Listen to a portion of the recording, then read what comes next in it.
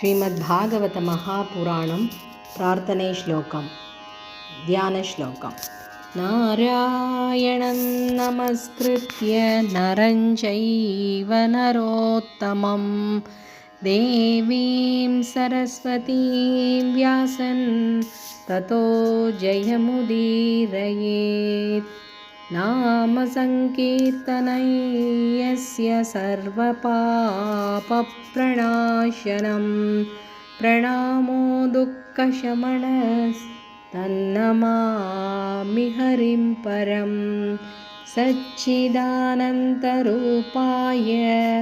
विश्वोत्पत्त्यादिहेतवे तापत्रयविनाशाय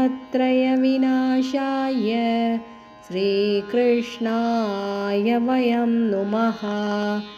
यं प्रवरजन्तमनुपेतमपेदकृत्यं द्वैपायनो विरहकातर आजुहाव पुत्रेति तन्मयतया तरवोऽपि नेतुः तं सर्वभूतहृदयं मुनिमानतोऽस्मि।